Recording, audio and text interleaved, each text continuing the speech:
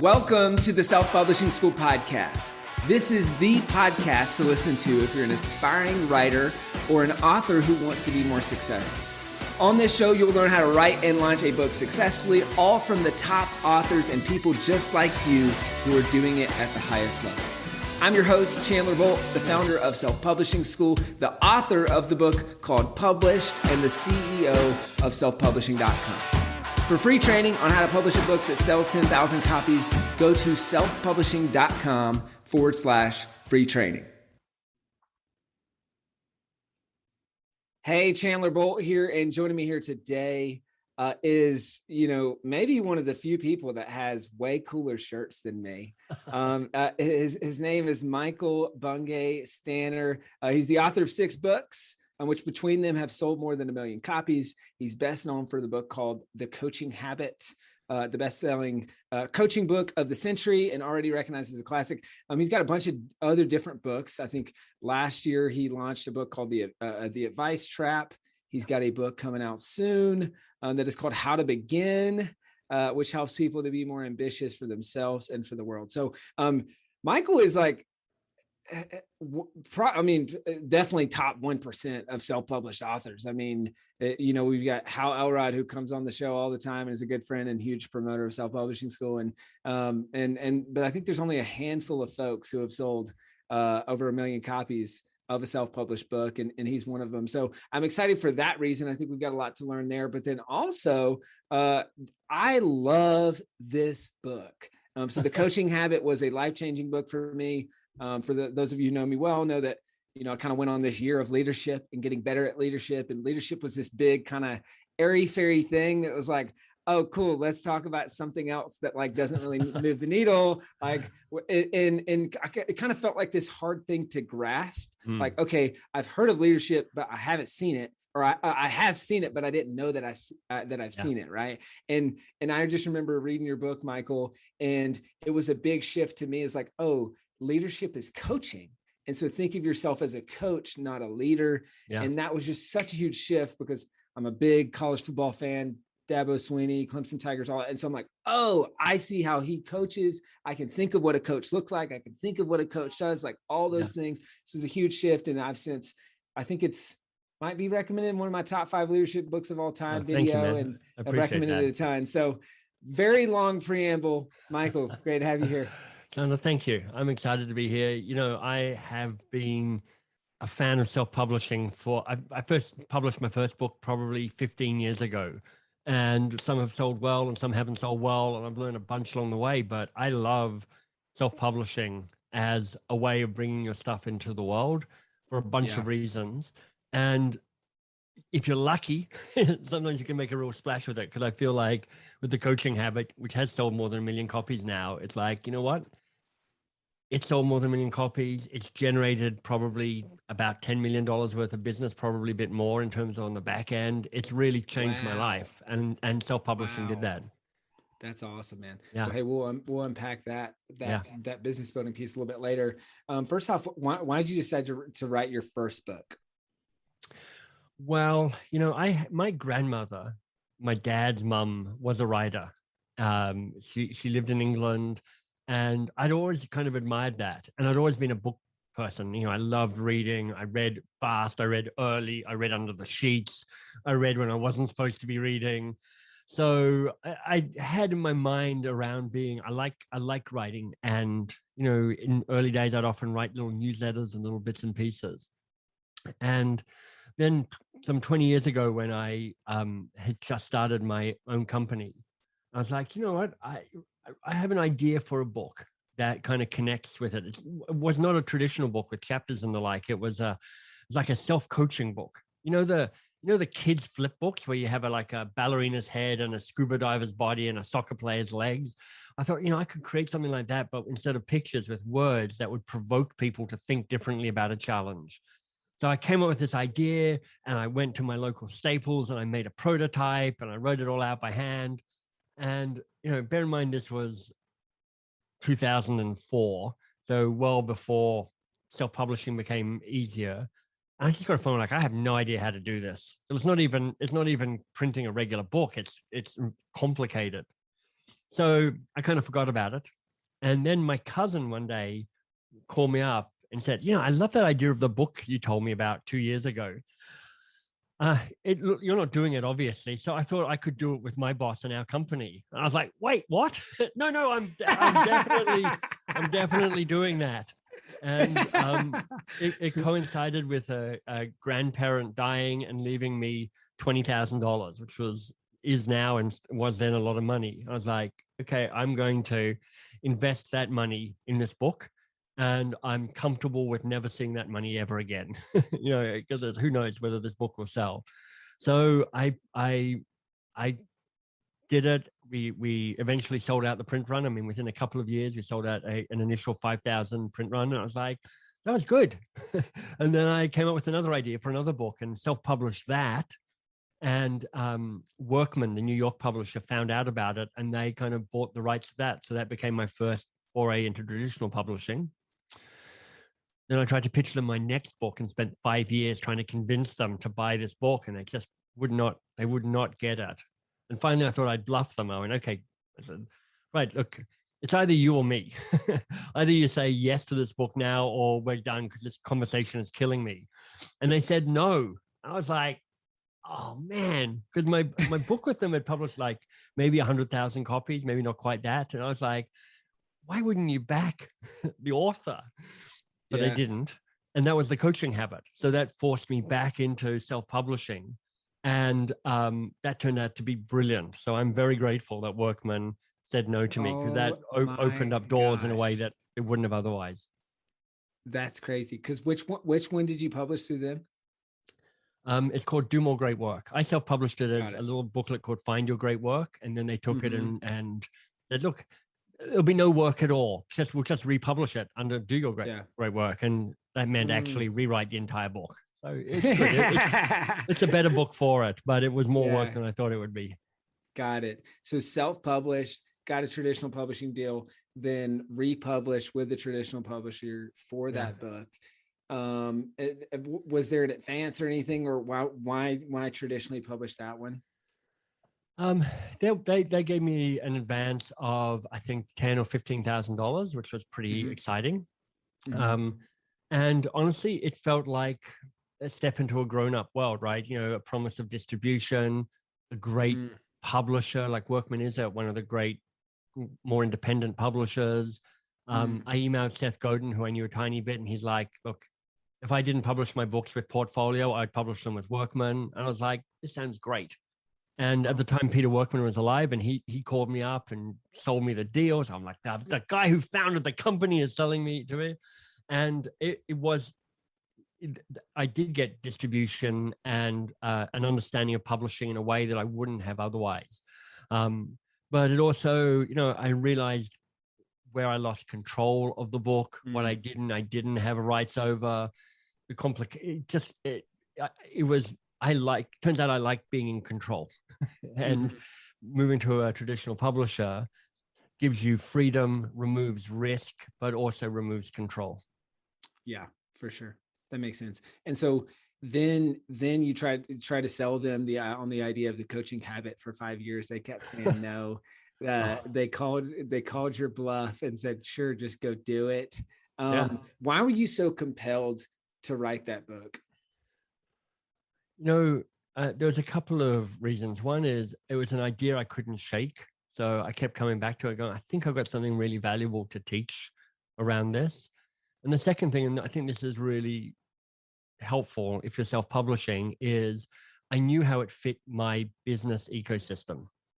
Like I knew that even if I sold barely any books, I could use this book as a way of growing my training company. So Box of Crayons, my training company, sells training courses to big companies, Fortune 1000 companies. And I was like, you know what? Even if I sell 500 books and I've got 5,000 books I now need to use as furniture for a few years, I will still be able to find a way of making those into a marketing tool.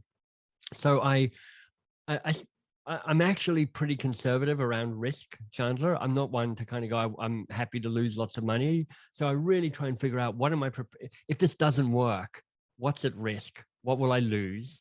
And am I comfortable with that loss? And so part of the commitment was like, you know what, I'm comfortable with spending this money because I think I can get it back through training sales, not necessarily book sales.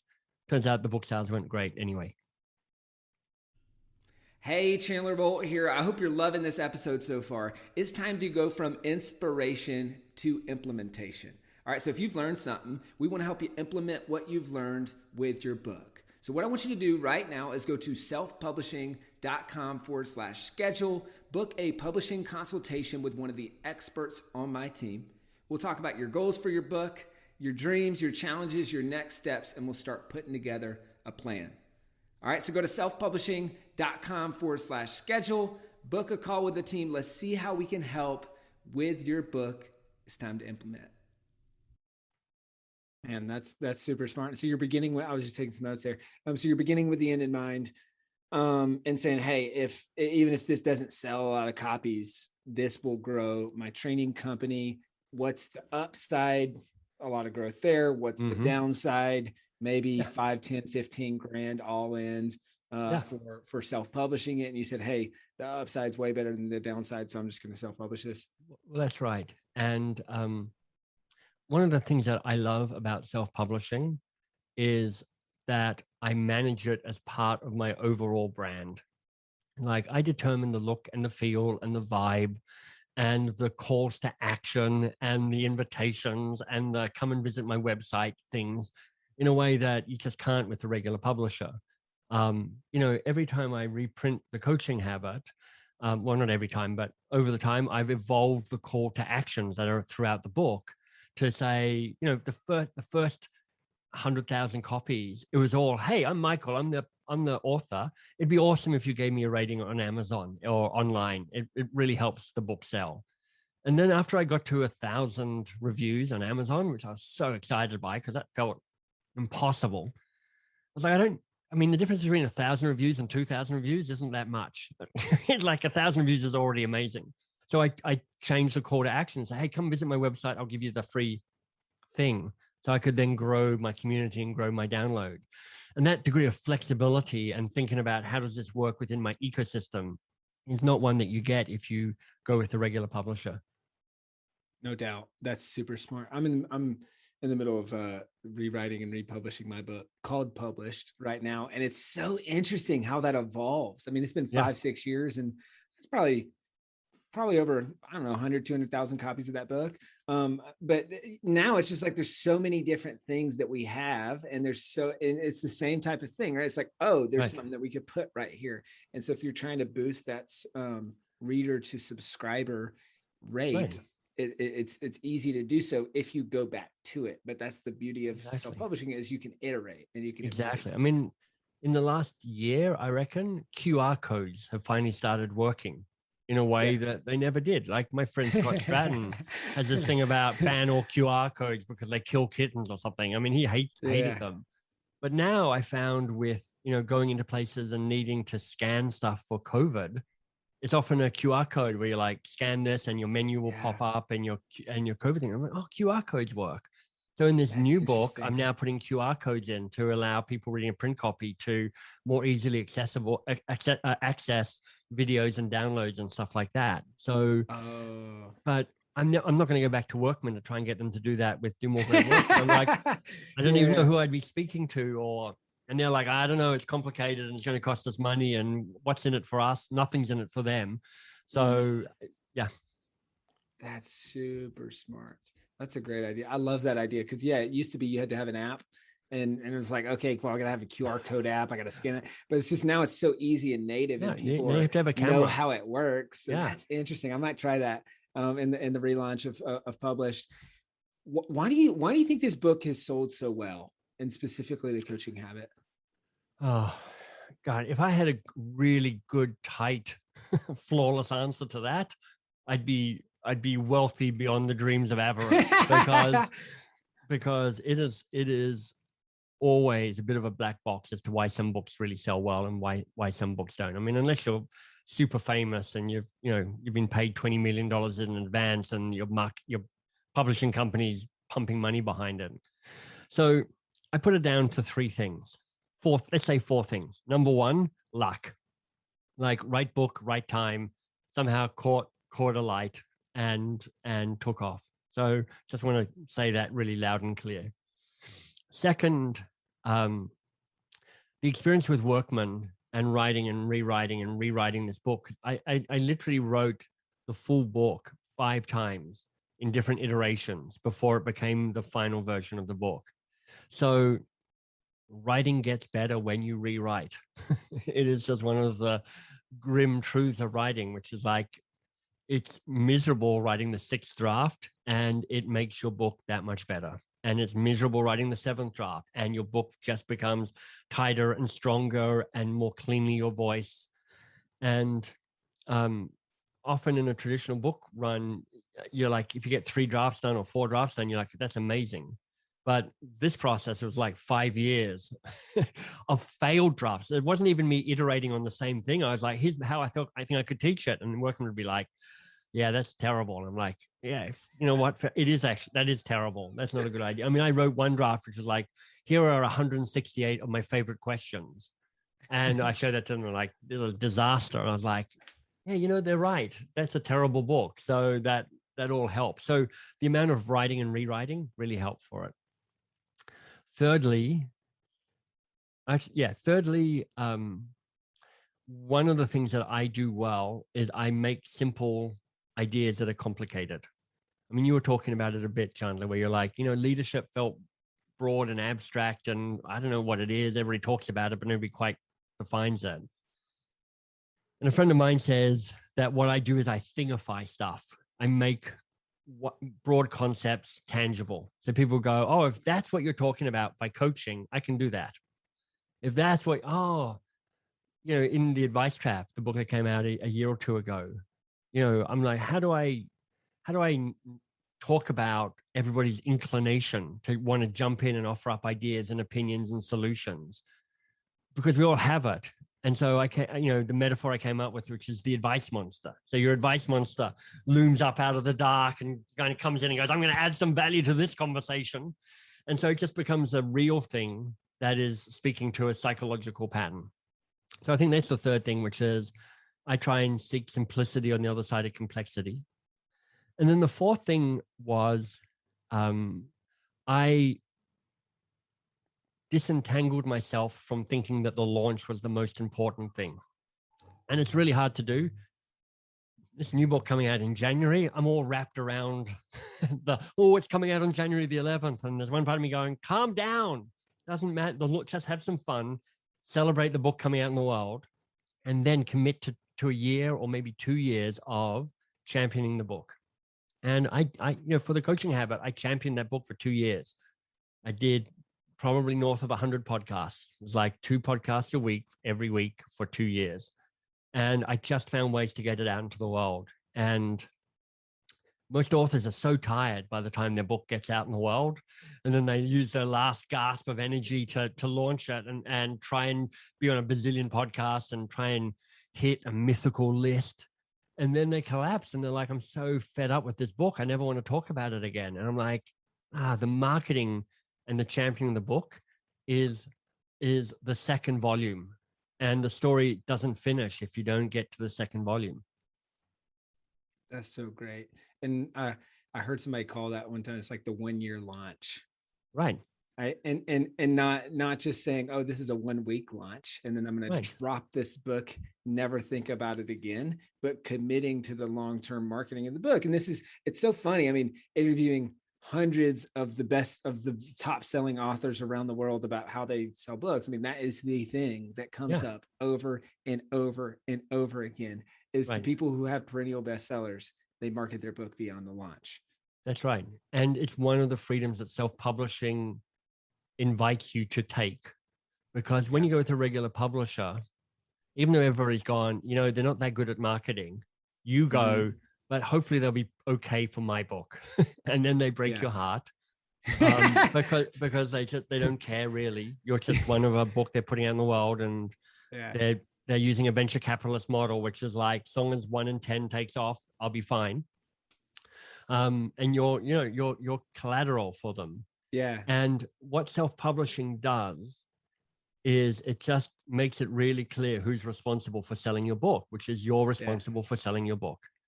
And you can't have a fantasy of somebody else doing it.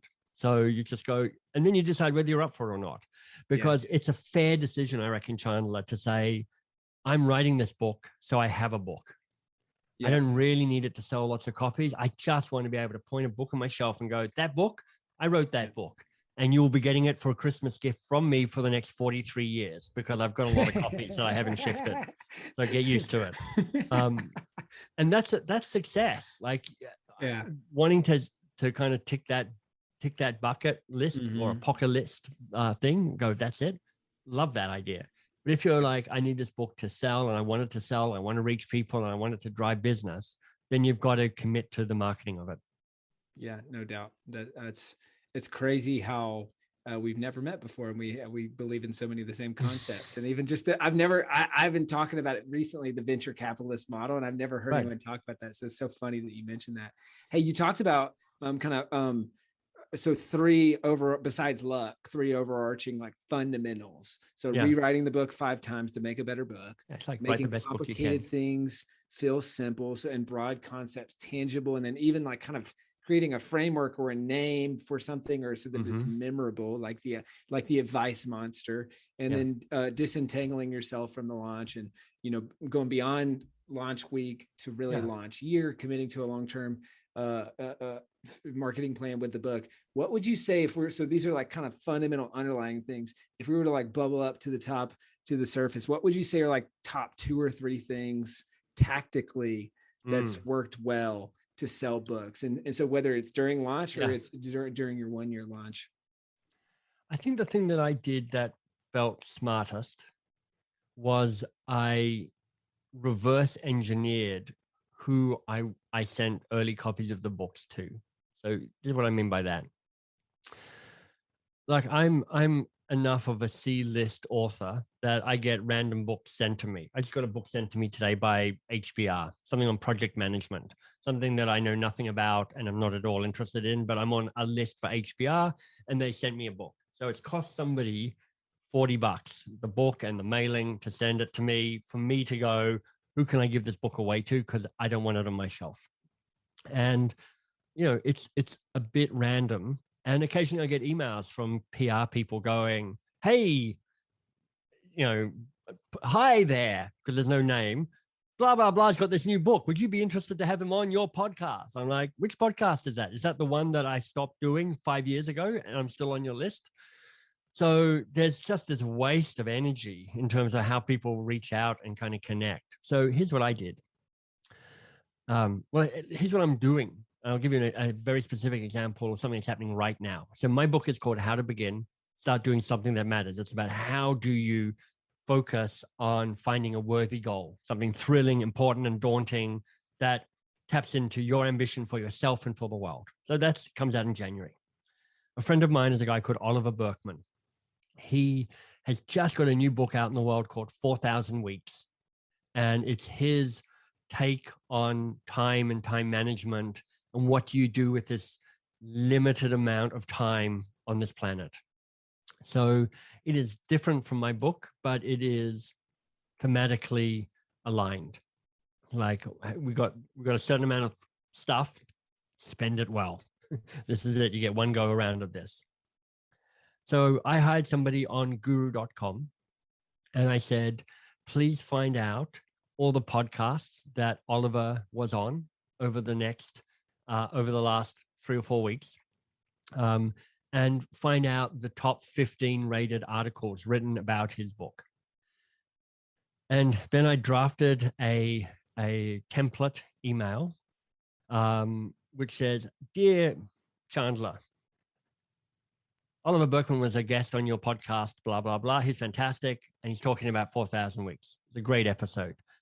I've got a new book coming out, blah, blah, blah. Oliver Burkeman says, because Oliver's written a blurb for me about the book, blah, blah, blah.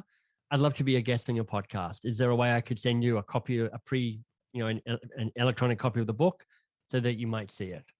And definitely there's still a failure rate. Like a bunch of people never return the emails. A bunch of people go, no, we're looking for interesting guests. Their template. I got one today. Thanks for your inquiry. You know, we're fully booked. We're always on the lookout for interesting guests, but we're fully booked for you. Sorry. I was like, God, man. It was like insult to injury. You could have just said no. Oh, you're not interesting enough. I'm like, God damn it. I've been on Brené Brown's podcast. But anyway, so it's a much more targeted outreach. And it means that I'm not sending anybody a book until they've gone, yeah, all right, I'm interested in taking a look at that, rather than the randomness. And if you pick 4 different authors who have kind of sister books to yours, and you hire somebody at not a whole lot of money to do that research for you pretty quickly, you then have a targeted 100-person list who have a chance to champion your book. That's so smart. So smart. I love that. Anything else that you've seen that's worked particularly well to move copies, sell books? Well, I 5 years ago, I did a lot of podcasts, and that was helpful. I'm not quite sure that podcasting is quite the power it used to be, because there's been this kind of Precambrian explosion of podcasts. I mean, 3 of your 5 relatives have started a podcast in the last 2 weeks. So it's like, okay, there's a lot of low-grade podcasts out there. And I do think that if there's a way for you to do a tiny bit of research to find out what's the real quality and what's the real reach of this podcast, it's now worth being a bit of discrimination as to what you say yes to and what you say no to. So I think podcast is a maybe around that. And then I've really been trying to think about how I try and sell a lot of books in a single go, rather than one book, one at a time. Because obviously everybody who's listening to this already knows, try and build a list, because a list is your best bet to have a relationship. Social media doesn't really sell a whole lot of books for the most part, because people don't have a relationship with you, even if they do see your tweet flip by. So a list is your most valuable resource for connecting. And if you have a list, if you don't have a list yet, start yesterday. If you do have a list, keep growing it and nurturing it and building it, because there will be a time when they become your main audience for a one-to-one sale for a book. For my list, I watch people who kind of offered specials. Buy 1 book and you get a book. Buy 5 books and you get a book and a thing. Buy 100 books and you'll get a book, a thing, and one of my children. Buy 1,000 books and I will move and I will build a house for you. Kind of like these kind of like big bonuses to try and push bulk book sales. And I just looked at myself and I went, there's basically 2 people in the world I would trust enough to bulk order a book that I have never seen before. I'm like, even authors who I normally like, I'm like, Dan Pink. I'm like, I love 3 out of 5 of Dan Pink's books, and 2 of them I find underwhelming. And I don't want to have accidentally bought 100 books of the underwhelming Dan Pink book. So I just don't trust. I want to know that if I'm bulk buying a book, I'm buying a brilliant book. So with my list, which isn't a very big list, my goal was to try and move people from buying 1 book to buying two books. Because if I can find an upgrade where I say, look, if you buy 2 books, you'll get access to this course, which I've shot for you. It's normally worth $100. They're like, honestly, I'd risk $20 to get a $100 upgrade on a course. And if I can move 10,000 people on my list from buying 1 book to buying 2 books, that is a really great initial bump for how I think about launching the book. So yeah. I think that kind of psychology of human beings, I'm like, look, some people like me, I'm going to just try and get them to buy 2 books. Yep. That's smart. And you're increasing your viral coefficient, right? Where you're turning 1 book into multiple purchases. And even like because it is a business book and it's targeted at leaders or CEOs, there's a natural viral coefficient there where you're selling into a leader that then, like me, that then buys for his whole team and then does book clubs and does all that stuff. So that's smart. Well, that is one of the reasons that Coaching Habits been so successful is people buy it for people. People buy it for teams. People buy it for people. I I hear a lot. I loved your book. I bought it for at least X number of people. I'm like, you're awesome. Thank you. So it's a buyable book for others. And is there anything that you've done to friction or like grease the wheels of that happening? Or is that just by the nature of the content and quality of the book, would you say? It's honestly mostly organic. I've only just because I'm a bit slow. I only just started advertising on Amazon in a way of trying just to bump sales a little bit around that. Yeah. And, honestly, I hired some people to help me with that because I don't know anything about advertising and I don't really want to know anything about advertising. And they tried out a whole bunch of things and none of them really worked except for the automatic Amazon ad placement. So the algorithm sort of figures out what to show the ads next to. And it's not always books and it's not always leadership books and it's not always coaching books. And that's the thing that is consistently returning a good return on investment for me. Interesting. But I shot videos, I did text ads that I've done, and none of that stuff actually, I kind of tried to connect it with certain authors. Like, if you love Brené Brown, you'll love Michael Bungay Stanier. And none of that worked in a way that was profitable. Yeah. I've got a couple nitty gritty marketing questions. I was on your book page earlier today and I saw you added a video, which, and then I think it's something that so many people sleep on is, we always say it's like someone's going to go on your book page for 2 seconds and then leave, or for a minute and a half and then buy. So how do you keep them on the page? Photo reviews, video reviews, interesting things. So you did 2 things. And so I'll ask on both of them. One, there's a featured product video, which I thought it was great. 50 seconds, it connects.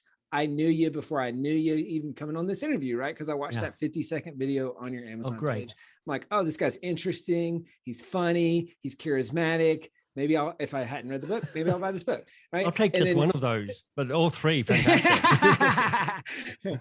And then, so you did that. And then there was one other thing. And so I'm curious how you did both of these things. But the other thing was, it says from the publisher, and then you've got kind of this infographic thing, which is yellow. It stands out.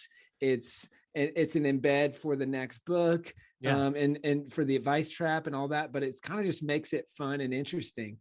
What was the thought process behind doing both of those things? And did you have to unlock either one of those features by selling a certain amount of copies of the book, or is that just something that was native to Amazon? So this is on the Amazon page, right? Yeah. Yes, sir. Your book page. I think that's a relatively new, like about a year old, or maybe 2 years old thing called Amazon A+. And you'll see that increasingly because I think they've unlocked that, or they've increased the people who are allowed to do that. So you've got all the normal text stuff, which is the kind of the sales page and the blurbs that you've created. And then you've got these kind of design, colorful, visual things that the author has a lot, and the publishing company and the author has a lot more control over. Because honestly, as I understand it, Chandler, you'll know this better than me. You write a product description of your book and you post it somewhere, and it populates all of the sales pages for Barnes and Noble and for all the Amazons and for bookshop.org. And basically they all draw from the same basic place to describe your book, which is why you want to work on that really well, because it's hard to change and it's out there in the world everywhere. But with Amazon, you also have this option of the A+ thing, is what I believe it's called, where you get to kind of design your thing. And I think people are still figuring out how best to use that. So if I'm an author and I'm going to be doing this myself, I'm going to be poking around all of my favorite authors to go, who's doing what? Because where people all started was, I'm going to put fancy name blurbs up there. So people kind of go, oh, Susan Cain or Chandler Bolter's blurb my book. But my hypothesis is authors care a lot more about blurbs than readers do. Authors kind of go, oh, look, I've got 87 blurbs. My book must be awesome. And if you're a reader, you're like, okay, dude, you got a lot of blurbs. Congratulations. You got your friends to write some stuff for you. I need 1 or 2 to prove that it's okay. And then that's all I need. So I'm more interested in thinking of that colorful call out as you got to think of it as a marketer, which is like, how do you sell medicine? You know, to use the Don Miller phrase, Don Miller of Story Brand, people buy medicine. So for me, people aren't going to buy your book, particularly if you're in the kind of nonfiction and self-help business thing, which is where I spend most of my time, unless they understand the problem that it's solving. And so as I think about my new book, you know, I've got a number of lines that are rattling through my head. Don't live a life, don't have a life half lived. Like, you know, how do you find the right project, the right job, the right next thing to live a fully realized life? And none of these are right, but I'm like, I want people to glance at that because I've got 2 seconds and I want them to go, oh, this book might be something that would be helpful for me. Nice. And you're drawing them in, keeping them on the page. Super smart. Well, hey, man, time is fine. We're right at about time here. A couple final questions I have. Oh man, I got about 7. I want to ask. Just maybe we'll go a little bit of a lightning round. You mentioned 10 million from your book. That's crazy. Is the lion's share of that royalties? Is the lion's share of that business through consulting? Is it half and half? How do you monetize? It's I can point to 5 people who have picked up the book, called my training company, and we've ended up having multi-million-dollar relationships with them. So one of the things that I spend many years talking to myself about is like, Michael, you're not in the business of selling books. You're in the business of selling training. Don't get too caught up in how many books have I sold, because honestly, if I can sell 1,000 books to the right people, that's $100 million business. And where do I choose to put my time? So believe me, I love selling 1 million copies of the books, and I love the royalties. That's kind of bonus money for me. It's like really surprising, but it's all about the people I wrote the book for. A key number of them have come on into my company and change our company for us. Cool. And then you've got your upcoming book, How to Begin. Tell us about that book, and what are you doing differently to market that book, maybe from what you've done from past books? Yeah. So the 2 things I'm doing differently. One is I'm reaching out to organizations and going, hey, you've hired me and my company for training before. I'll trade you a workshop for buying a bulk number of books. So I've got enough people who I know who might go, yeah, sure. You know, we know that you're a really expensive speaker. We can buy some books instead of paying your full fee. That feels like a bargain to us. The other thing I'm doing is, again, Don Miller was the person who I looked at and stole this idea from. In January, I'm running a conference with me, Whitney Johnson, who is a business book author, and Apollo Ono, who is a famous ice skater from the Winter Olympics, all of whom have books coming out around about January. Entry to this live event is 1 book. So what that means is each of us will sell to our lists and our followers to go buy a book and you'll get access to this event. But access to additional content, kind of an upgrade, means you have to buy all 3 books. And the idea of that is you don't cannibalize your own sales and marketing to your list, but you potentially invite a percentage of your list to buy other people's lists. And so hopefully there's a cross-fertilization that happens between the 3 of us, and we give each other a chance to not just go on and on and on about our books to our lists for the 3 months. Buy my book, buy my book, buy my book. It's like, come to my conference. These are the amazing people who are here. Entry is just a book. Nice. That's cool. That's smart. Gosh, I could ask so many different questions. Michael, this has been awesome. Thank you. Two parting questions. And what would be your parting piece of advice for someone who's thinking about or about to write their first book? I would decide whether you want a book as a trophy or a book as a business thing. Both of them are totally legitimate decisions. But if it's a business thing, I'd be going, how do I think about the marketing of this book as I'm writing it? And how do I potentially weave ways that this book will be marketed or become more attractive into the very writing of it? Love it. Michael, where can people go to find out more about you, your books, to pre-order we're probably too far out to pre-order the next book. You can get it on a few places, but the best place to go is mbs.works. That's my website, www.mbs.works, and you'll see book pages and you'll see free stuff, and you'll get onto my list, and then you'll be swept into this deep desire to buy the new book. It's going to be amazing. Awesome. Well, I'm excited for it. New book coming out. I think it's January 2022. Yeah, January 11th. January 11th. 22111. Oh, 221. Well, that's it's all very interstellar, right? Is that the Canadian date? Is that? Oh man, Michael, thank you so much, man. This has been awesome. My pleasure. Thanks, Chandler. Thanks for having me. Thank you so much for watching or listening to this episode of the Self-Publishing School podcast. I know there's so many places that you can be spending your time. There's other podcasts that you could be listening to, YouTube channels that you could be watching. So thank you so much. It means the world.